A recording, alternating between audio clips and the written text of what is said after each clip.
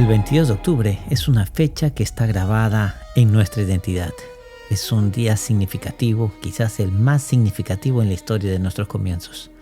Bienvenidos de nuevo al Mensajero Maranata. Soy Jeffrey Vergara y este es el episodio 2 de nuestra serie sobre la historia adventista. Bueno, hoy vamos a hablar del hombre que lo inició todo. Pero no vamos a hablar del predicador anciano con esa cara arrugada que se ve mucho en los libros pintados por allí. No, hoy vamos a hablar de Guillermo Miller, el deísta. En el episodio anterior hablamos del escenario, hablamos de esa cuna americana en la que nacería la iglesia adventista, hablamos de ese optimismo ilimitado que sentían muchos estadounidenses en el siglo XIX, ¿recuerdan? Habían reformas por todas partes, reforma política, reforma cultural, reforma moral, reforma educativa y por supuesto nos faltaba la reforma religiosa. Ese optimismo religioso se reflejaba en una creencia muy popular llamada postmilenarismo. Déjenme explicarles esto porque es muy clave. El postmilenarismo es la creencia de que Jesús regresará después, o sea, después del milenio. Es decir, creían que primero vendrían 1000 años de paz en la tierra, creados por, como habíamos visto, los esfuerzos humanos y la bendición de Dios, y luego vendría Jesús. Muchísimos cristianos a principios del año 1800 en Estados Unidos creían exactamente en eso. Pensaban, miren, estamos arreglando nuestras prisiones, estamos arreglando nuestras escuelas, estamos dejando de beber alcohol, estamos dejando de fumar tabaco, estamos mejorando como sociedad. El reino de Dios lo estamos construyendo nosotros ahora mismo. Era como un abrazo grupal teológico, ¿me entiendes? Todos creían que el mundo iba a mejorar y mejorar. Pero había un hombre que no se unió a ese abrazo grupal teológico del que hablamos. Había un hombre que miró a su alrededor y dijo, no. El mundo no está mejorando. El mundo se está acabando. Ese hombre era Guillermo Miller.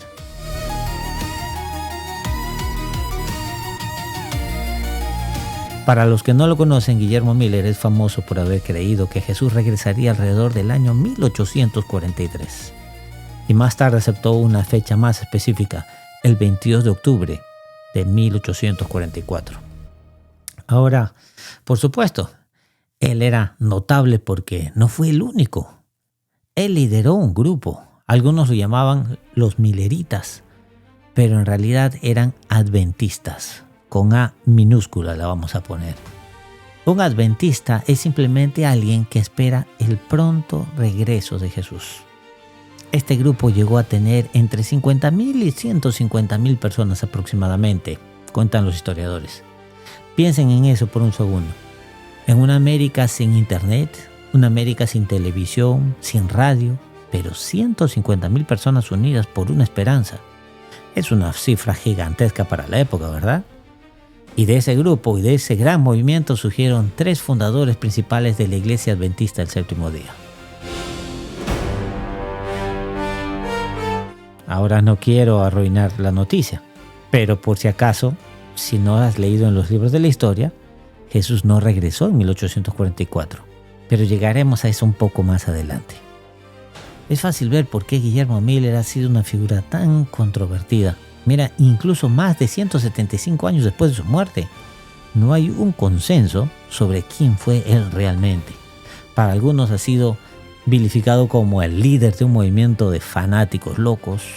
Para otros ha sido el hazme reír, un granjero bautista, ignorante, que nos demuestra por qué es importante ir a las escuelas de teología. Otros simplemente lo ignoran como si no importara, pero para nosotros es el padre Miller. Un erudito del siglo XX escribió esto y quiero citarlo textualmente, lo leo. Me pregunto si algún avivamiento moderno del siglo anterior ha recibido una interpretación tan engañosa e incompetente como la de Miller. Cierro el texto. Noten que llamó al movimiento de Miller un avivamiento. Y créeme que realmente lo fue. Pero hoy quiero pedirles algo. Vamos a presionar el botón de reset. Vamos a resetear un poquito acá las cosas y olviden lo que creen saber sobre Guillermo Miller. Suspendan sus prejuicios conmigo. vamos a darle a Guillermo Miller la oportunidad de presentarse, o mejor dicho, de reintroducirse. Amigos, es hora de conocer a Guillermo Miller.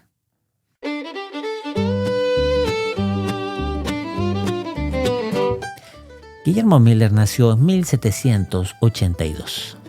Pertenece a esa generación nacida durante o justo después de la Revolución Americana. Creció escuchando historias de guerra. Su padre se llamaba William Miller, ¿sí? Otro William, o mejor dicho Guillermo. Dicho sea de paso, al traducir al español, el nombre original en inglés es William Miller y nosotros en español lo llamamos Guillermo Miller. William o Guillermo, es lo mismo, para nosotros en español es Guillermo. Bueno, su padre, William Miller, otro William como decía, era capitán. Su abuelo se llamaba también William Miller o Guillermo Miller. Parece que a la familia no le daba muy bien elegir nombres originales porque siempre eran William. Pero si miramos el álbum familiar encontramos cosas interesantes. Uno de sus antepasados ingleses se llamaba Long John Miller. Suena como una cadena de comida rápida, ¿verdad? Long John Miller. Este antepasado emigró a Estados Unidos en la década de 1640, quizás escapando de la guerra civil inglesa, pero América era un lugar, escúchame, salvaje en esos tiempos. Su nieto Tomás fue asesinado por nativos americanos cuando atacaron su aldea en Massachusetts, pero el linaje sobrevivió. Y llegamos a nuestro Guillermo Miller o William Miller.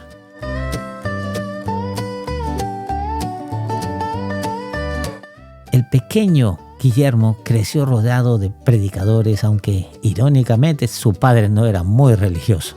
Su abuelo materno era predicador, su tío Elihu era el pastor de la pequeña iglesia bautista del pueblo y la familia era enorme. ¿Están listos para esto? Miren. Nuestro Guillermo Miller fue el mayor de 16 hijos. Imaginen esa mesa a la hora de comer la cena. Imaginen el ruido, el caos, la vida en esa granja donde creció Guillermo. Guillermo creció atrapado entre dos mundos. Por un lado, la piedad de su madre, hija de un pastor. Por otro lado, el racionalismo de su padre, el capitán, que no tenía mucho tiempo para la religión, dicho sea de paso. Y el pequeño Guillermo sufría en medio de todo esto. Desde los 7 años hasta los 10 años tuvo una crisis espiritual. Él mismo confesó más tarde, y cito, pasé mucho tiempo tratando de inventar algún plan mediante el cual pudiera complacer a Dios. Término de la cita. Intentó ser bueno, intentó ser perfecto, pero al final se rindió. Y nuevamente cito aquí, en sus palabras, nunca estuve tranquilo y feliz en mi mente, dijo él. ¿Les suena algo familiar esto? Años después, una niña llamada Ellen Harmon, mejor dicho conocida después como Elena G. de White, sentiría exactamente esa misma angustia. El miedo a un Dios que exige perfección, a la incapacidad de no poder darle esa imperfección a Dios, al no poder complacer a Dios con sus esfuerzos. Guillermo llegó a una conclusión lógica. Este asunto del cristianismo simplemente no funciona.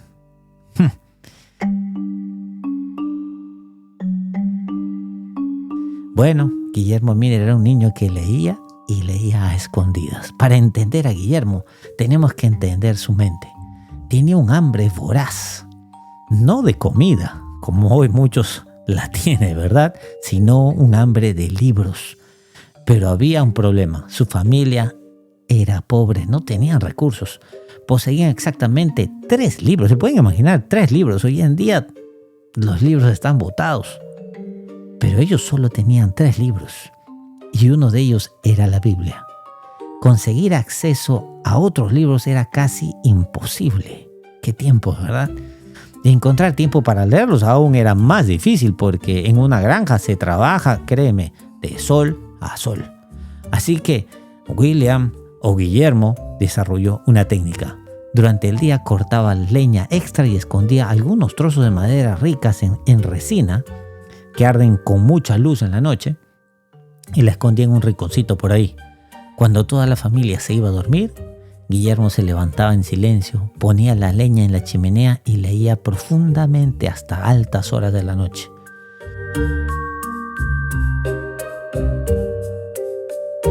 Todo esto le funcionaba muy bien hasta que una noche su padre se despertó, vio el resplandor del fuego desde su habitación, pensó que la casa se estaba incendiando y el capitán Miller corrió, agarró un látigo pensando quizás en castigar a algún intruso que quería ponerle fuego a su casa y encontró a su hijo. ¿Qué creen ustedes que estaba haciendo? Leyendo. La reacción fue típica de la época. Guillermo, si no te vas a la cama ahora mismo, te voy a agarrar a latigazos. Su padre no estaba en contra de los libros. No, de ninguna manera. Estaba en contra de que su hijo se quedara despierto hasta tarde y no tuviera energías para arar el campo al día siguiente. Esa era la preocupación de su padre. Pero Guillermo, escúchame, no se rindió. Llegó al punto de escribirle a un hombre rico del pueblo para pedirle libros prestados.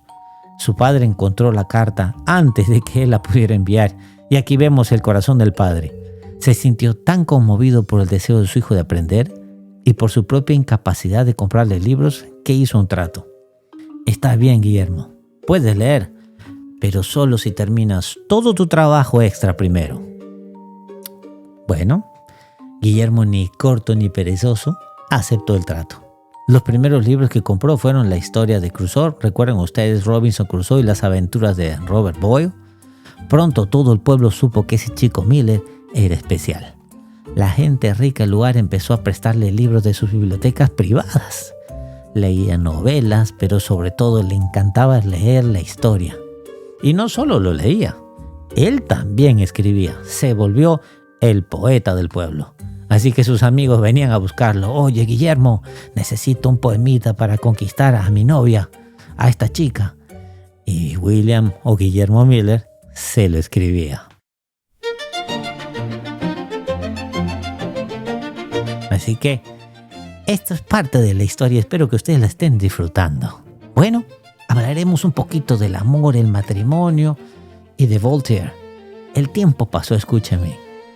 Guillermo creció. La familia se mudó a Lowhampton, en Nueva York, justo en la frontera con el estado de Vermont. Al otro lado de la frontera, en Pulteney, vivía una familia llamada Smith. Y como suele suceder en las historias, el muchacho Miller conoció a la chica Smith.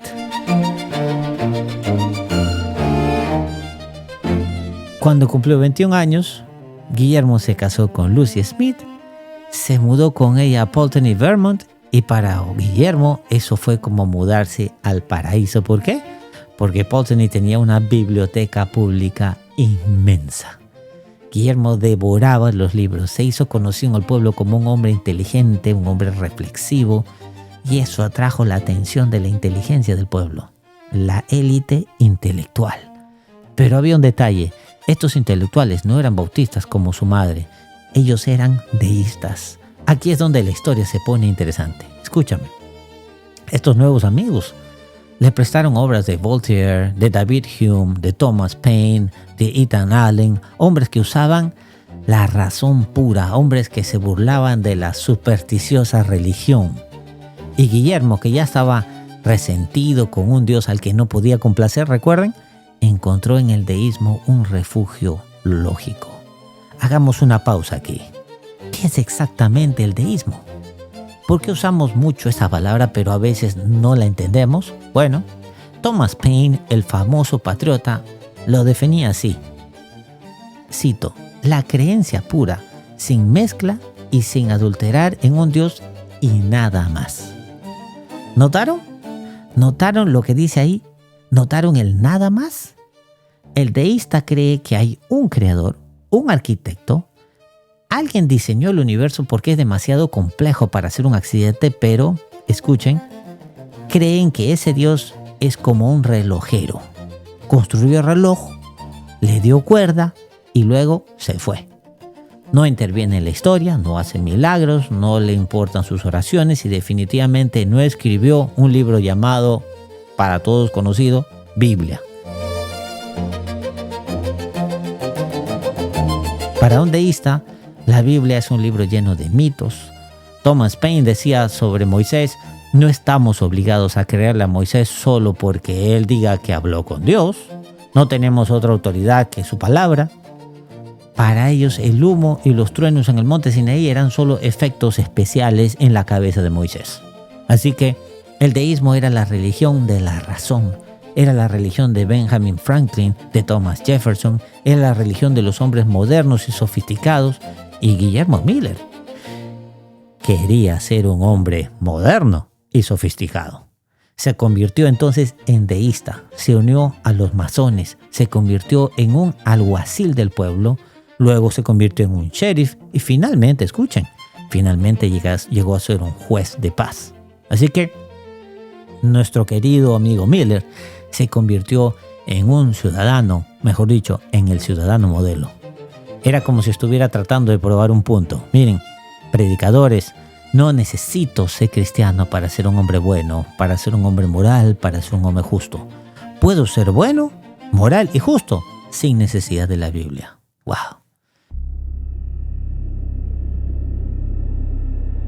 Hablaremos un poquito entonces ahora sobre las grietas en el espejo. Escúchame. Miller vivió casi durante una década como un deísta feliz, un ciudadano respetable, pero empezaron a aparecer algunas grietas. Primero, el problema de la eternidad. El deísmo decía que había un Dios, pero no garantizaba una vida después de la muerte.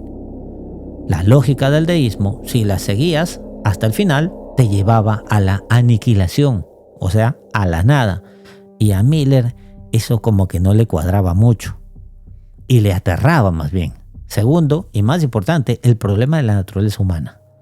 El deísmo enseñaba que el ser humano es básicamente bueno, que si educamos a la gente y le damos libertad, bueno, entonces la sociedad mejorará infinitamente. Pero Guillermo era, acuérdense ustedes, era un sheriff. Miller era un juez. Ahora era un juez. Y él veía a la gente que mentía, él veía a la gente que robaba, él veía a la gente que engañaba. Y cuanto más leía la historia, menos creía en la bondad humana. Escribió esto y escuchen qué palabras tan duras utilizó cuando escribió Guillermo Miller. Voy a leer.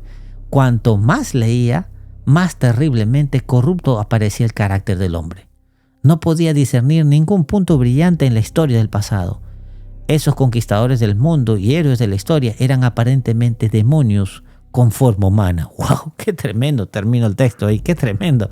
Miller llegó a una conclusión deprimente, ¿no? El que lee esto fácilmente se deprime. Y esta es la conclusión a la que llegó Miller. El poder solo sirve para aumentar el sufrimiento. Y dice a él, y me refiero acá al texto que dice: empecé a sentirme muy desconfiado de todos los hombres. Final del texto. Imaginen esa crisis existencial. Has dejado a Dios porque crees en la razón, porque crees en la humanidad, y ahora te das cuenta que la humanidad realmente es una basura. En este estado de desesperación realmente se encontraba Guillermo Miller. Y entonces buscó un último refugio, una última esperanza. Si no podía creer en Dios y no podía creer en el hombre, entonces creería en la patria. Así que escribió: acaricié con cariño la idea de que encontraría al menos un punto brillante en el carácter humano como estrella de esperanza. El amor a la patria, el patriotismo. Aquí encontramos entonces a Guillermo Miller, que decidió que el patriotismo era la única virtud pura que quedaba. Y pronto tendría la oportunidad de poner a prueba su patriotismo, no con palabras, sino con su propia sangre. Hablaremos entonces de la guerra de 1812. En el año 1812 estalló la guerra entre Estados Unidos y la Gran Bretaña. Y escúchame, para los que me escuchan desde fuera de los Estados Unidos, o para los que se durmieron en su clase de historia, aquí va un resumen rapidito y objetivo. Fue culpa de Gran Bretaña. Bueno, quizás también un poco de Francia, ¿verdad? Y quizás Estados Unidos invadió Canadá. Pero dejemos eso de lado, escuchen. El punto es que Gran Bretaña, la superpotencia mundial de ese tiempo, estaba secuestrando marineros estadounidenses y bloqueando el comercio.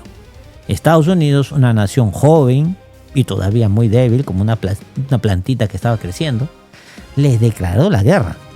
Era David contra Goliat, literalmente.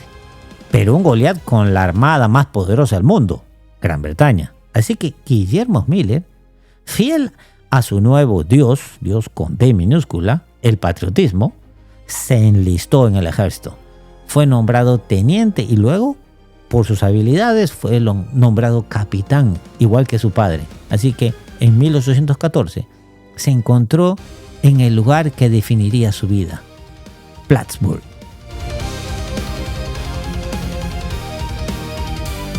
El escenario era aterrador. Escuchen, Napoleón acababa de ser derrotado en Europa, lo que significaba que Gran Bretaña ahora podía enviar a sus mejores tropas, a sus veteranos endurecidos por años de la guerra, a sus mercenarios hacia América. Unos 15,000 soldados británicos de élite, así cuando digo de élite es como lo de Fuerzas Operaciones Especiales, ¿no es cierto? Los Marines, que serían hoy en día en los Estados Unidos, ¿verdad? Así que unos 15,000 soldados británicos de élite bajaron desde Canadá para invadir Nueva York. ¿Y quién estaba allí para detenerlos? Pues la persona de nuestra historia de hoy, Guillermo Miller, acompañado de un grupo lamentable de soldados americanos. Guillermo Miller escribió una carta antes de la batalla.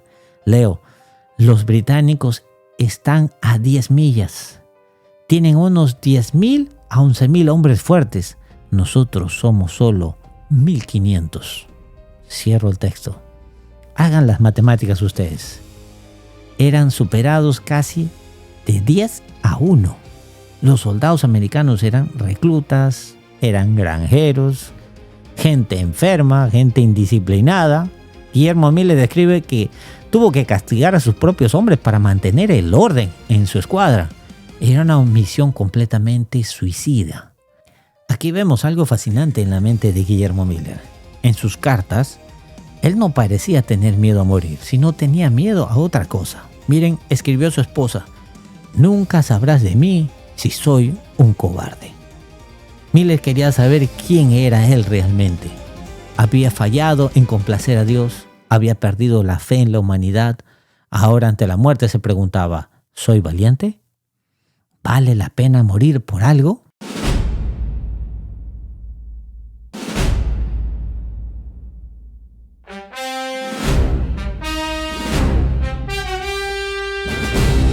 Ahora hablaremos entonces del milagro de Plattsburgh. El 11 de septiembre de 1814 comenzó la batalla. Las bombas caían alrededor de Guillermo Miller. Él describe cómo explotaban a su lado, matando a hombres a su derecha y a su izquierda, mientras él sobrevivía milagrosamente. La lógica militar dictaba que los americanos debían ser aniquilados en cuestión de horas. Pero sucedió lo imposible. En el lago Champlain, una pequeña flota americana logró derrotar a la flota británica mediante una maniobra brillante e inesperada. Sin el apoyo naval, el general británico, a pesar de tener un ejército terrestre superior, inesperadamente ordenó la retirada. Miller no podía creer lo que veía en sus ojos. Escribió un amigo minutos después de la batalla, todavía con la adrenalina en las venas. Cito: «Señor, se acabó. Está hecho. La flota británica se ha rendido. Dios mío, la vista era majestuosa, era noble, era grandiosa. Estoy satisfecho de que puedo luchar. Sé que no soy un cobarde». Cierro el texto.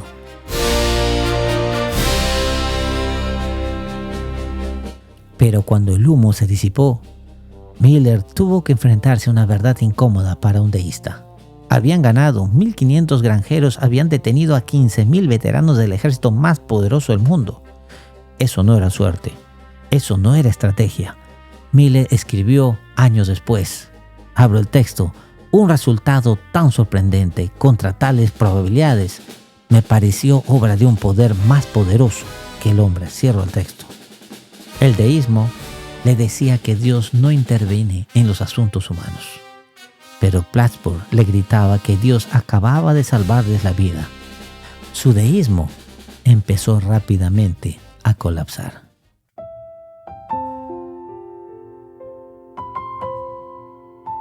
Después de la guerra, Guillermo regresó a su casa como un héroe, pero por dentro estaba quebrantado, roto. Había visto la muerte desde muy cerca. Había visto morir amigos por fiebres y destrozado por balas y cañones. Escribió a su esposa sobre la muerte. Abro el texto. La idea es muy lúgubre. Irse como una vela apagada es insoportable. No, más bien déjame aferrarme a esa esperanza que garantiza una existencia interminable. Cierro el texto. Miller ya no quería ser solo polvo. Quería creer en el cielo. Incluso llegó a decir: prefiero el cielo y el infierno de las escrituras y arriesgarme con ellos que la nada del deísmo. Era la apuesta de Pascal. ¿Qué tienes que perder? Miller volvió a asistir a la iglesia bautista de su tío, pero todavía era un escéptico. Todavía se burlaba un poquito de los cristianos. Se sentaba ahí, escuchando a los diáconos leer sermones aburridos cuando su tío no estaba. Un día su madre le regañó por no ir a la iglesia y Miller, con su arrogancia intelectual, le dijo: madre, yo podría escribir y leer un sermón mejor que esos diáconos que pasan ahí adelante. Su madre, que era una mujer muy sabia, le tomó la palabra, habló con los diáconos y llegaron a un acuerdo. Está bien, Guillermo, puedes leer el sermón el próximo domingo, pero nosotros elegimos el libro. Cierro el texto. Imaginen la escena.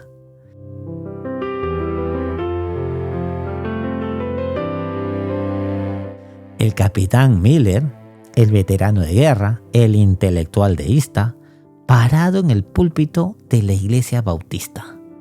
Era el 11 de septiembre de 1816, el segundo aniversario de la batalla de Plattsburgh. Había fiesta en el pueblo. La noche anterior habían tenido un baile. Miller subió al púlpito, abrió el libro de sermones que le dieron y empezó a leer. El sermón trataba, ¿saben sobre qué? Los deberes de los padres. Ese era el tema del sermón. Y miren, un tema aburrido, ¿verdad? Pero mientras leía Guillermo Miller, el sermón empezó a describir el amor de Dios como un padre. Y algo se rompió adentro de Guillermo Miller. El hombre que había visto la guerra, el hombre que había leído de Voltaire, el hombre que había buscado la lógica pura, empezó a quebrarse por dentro. Tuvo que parar de leer por un momento. Las lágrimas le ahogaban la voz. Se sentó en medio del sermón, llorando ante toda la congregación. Miller escribió después esto, abro el texto. Inmediatamente sentí cuán adorable debía ser un ser así. Imaginé que podía arrojarme a los brazos de él y confiar en su misericordia. Cierro el texto. Encontró lo que había buscado desde los 7 años. Un Salvador, no un Dios relojero lejano, no un juez cruel, sino un padre y un amigo.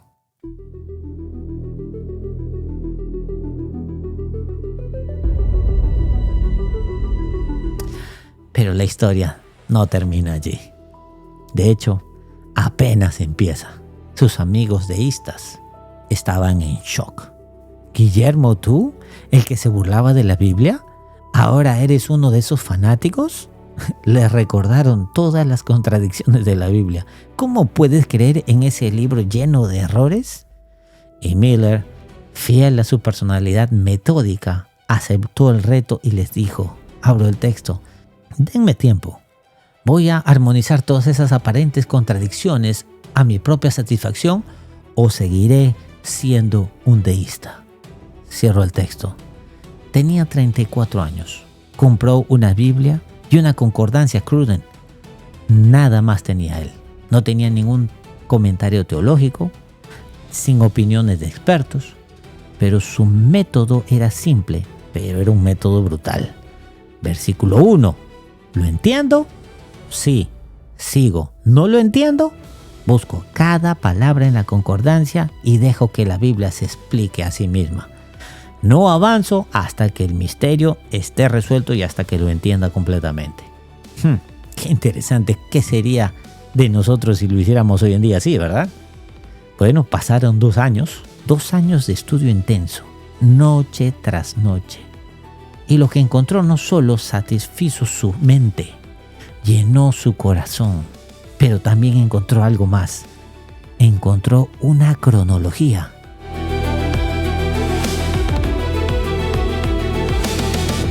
Llegó a la conclusión de que la Biblia no es un libro de historias así al azar, historias bonitas, historias tristes, historias de batallas, no. Llegó a la conclusión de que la Biblia es un sistema matemático perfecto y redactó una lista de 20 artículos de fe. El número 15 decía algo que haría temblar al mundo. Leo: creo que Jesucristo regresará alrededor del año 1843. Miller había hecho los cálculos. Faltaban solo 25 años. El mundo se iba a acabar. ¿Qué haría este granjero tímido con una información tan explosiva? ¿Se lo guardaría para él? ¿O se atrevería a decírselo al mundo? En el próximo episodio veremos cómo Dios empujó a este hombre fuera de su granja para iniciar el despertar religioso más grande de la historia moderna. Veremos cómo Guillermo Miller intentó hacer un trato con Dios para no tener que predicar y cómo Dios le ganó esa partida. Soy Jeffrey Vergara y este es el Mensajero Maranata. Suscríbete, comparte y no te pierdas el próximo capítulo de nuestra historia. Que Dios te bendiga.